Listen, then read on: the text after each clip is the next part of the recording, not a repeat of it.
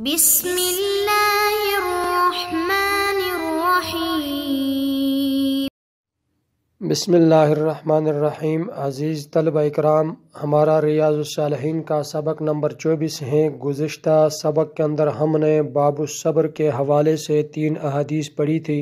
اب ہم اس باب کے حدیث نمبر 34، 35، 36 اور 37 کے بارے میں پڑھیں گے۔ سب سے پہلے عبارت پڑھتے ہیں، اس کے بعد ترجمہ اور تشریح کریں گے۔ وعن انس رضی اللہ تعالی عنہ قال سمعت رسول اللہ صلی اللہ علیہ وسلم يقول ان اللہ عز وجل قال اذا ابتليت عبدی بحبیبتیہ فصبر عوزته منهما الجنہ، رواہ البخاری۔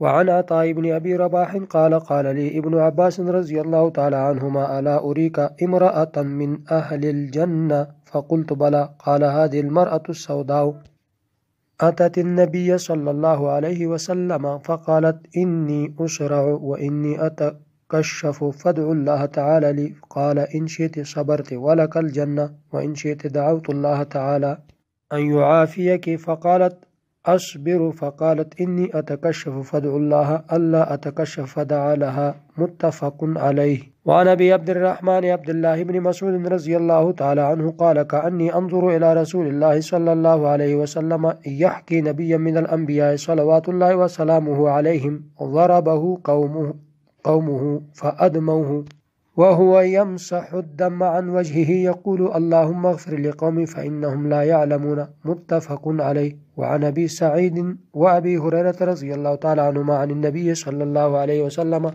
قال ما يصيب المسلم من نصب ولا وصب ولا هم ولا حزن ولا أذى ولا غم حتى الشوكة يشاكها إلا كفر الله بها من خطاياه، متفق عليه۔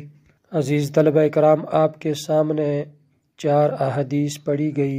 سب سے پہلے ہم حدیث نمبر 34 کا ترجمہ کرتے ہیں۔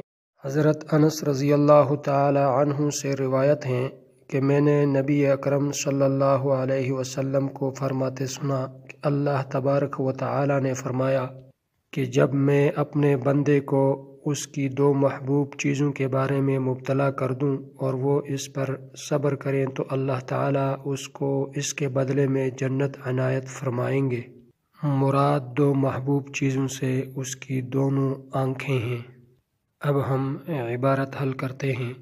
ابتلائی تو واحد متکلم کا صیغہ ہے، آزمانے کے معنی میں ہے، یعنی جب میں اپنے بندوں کو اس کی 2 محبوب چیزوں کے بارے میں مبتلا کر دوں۔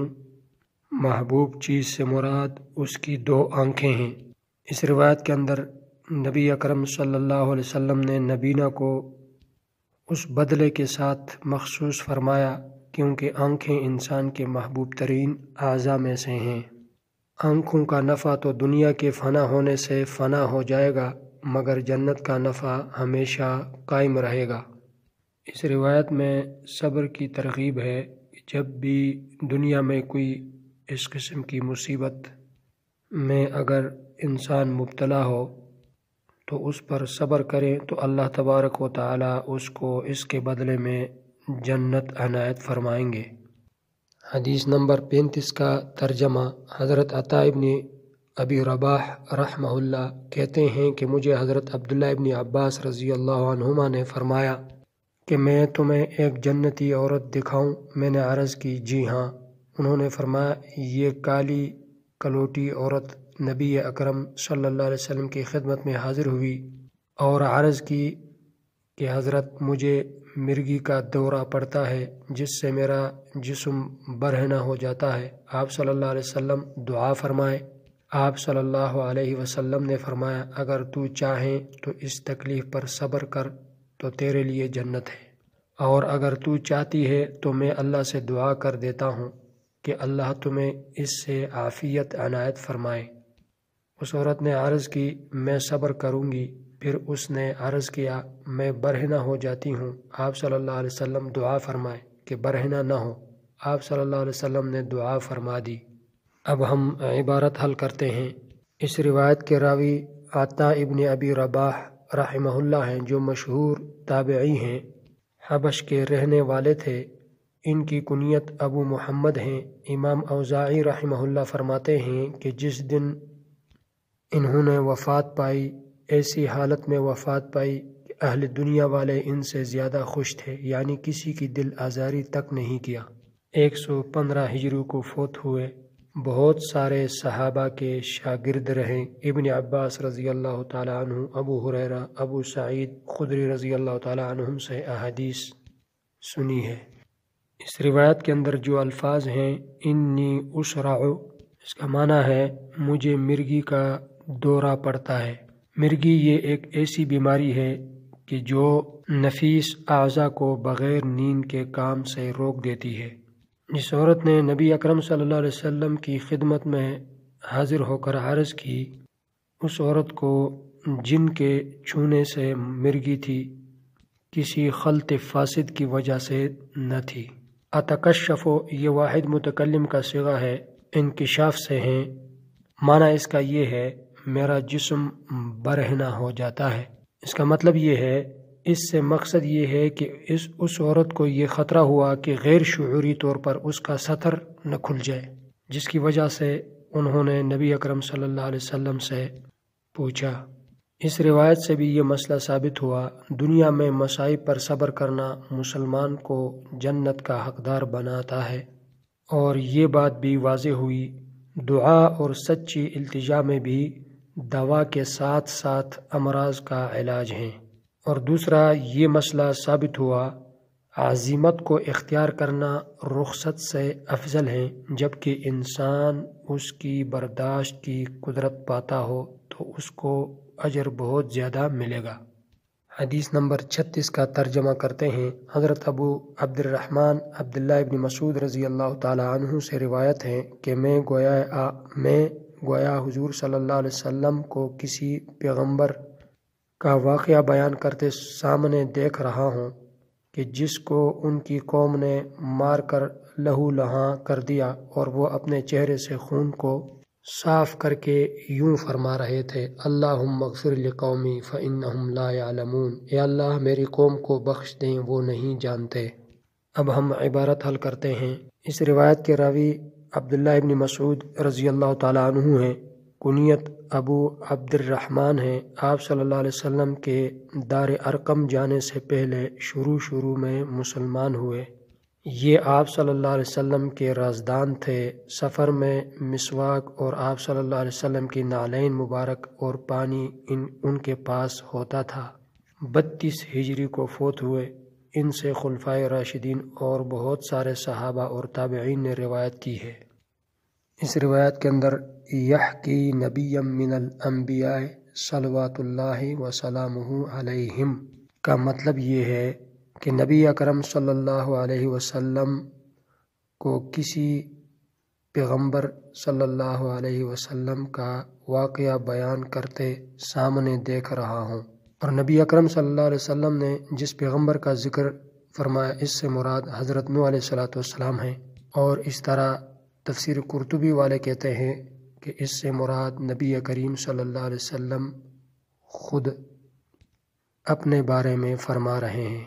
اس روایت سے بھی یہ مسئلہ ثابت ہوا، تبلیغ کے سلسلے میں انبیاء علیہ السلام پر بڑی بڑی تکالیف اور مشقتیں آئی ہیں، اس کے باوجود وہ برداشت فرماتے تھے۔ اور اس سے یہ بھی مسئلہ ثابت ہوا، جہلا سے ان کی جاہلانہ حرکت کے مطابق معاملہ نہ کیا جائے، بلکہ دین کی خاطر تکالیف اٹھانے میں نبی اکرم صلی اللہ علیہ وسلم کے اخلاق کو اپنانا چاہیے۔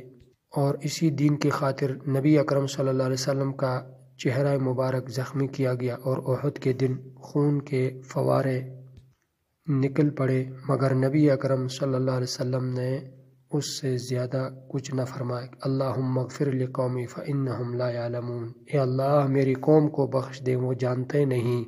حدیث نمبر 37 کا ترجمہ کرتے ہیں۔ حضرت ابو سعید اور حضرت ابو ہریرہ رضی اللہ تعالی عنہما سے روایت ہے کہ نبی اکرم صلی اللہ علیہ وسلم نے فرمایا، مسلمان کو جو بھی تھکاوٹ، بیماری، غم، دکھ اور تکلیف پہنچتی ہے، حتیٰ کہ وہ کانٹا بھی جو اس کو چبھتا ہے، اس کی وجہ سے اللہ تعالیٰ اس کی غلطیاں معاف فرماتے ہیں۔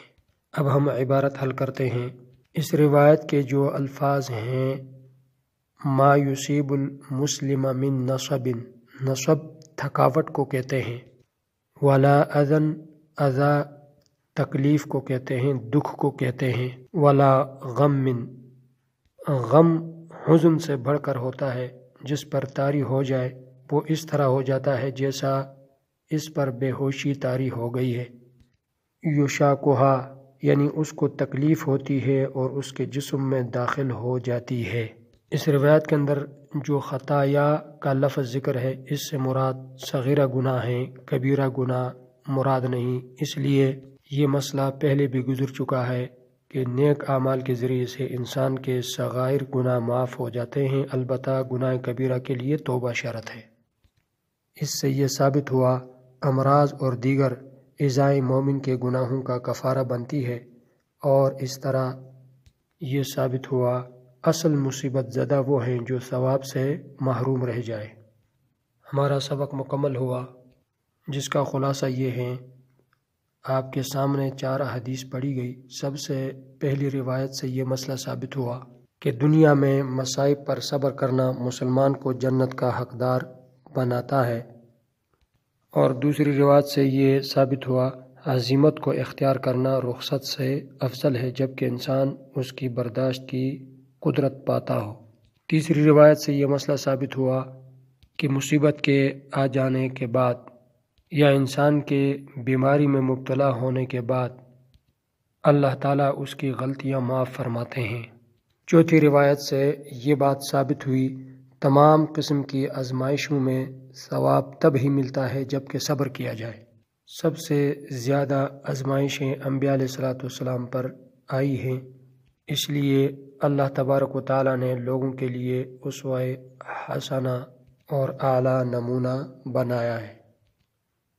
اگلا ہمارا سبق اس باب کے حدیث نمبر 38، 39 اور 40 کے بارے میں ہوگا انشاءاللہ تعالی۔ السلام علیکم ورحمۃ اللہ وبرکاتہ۔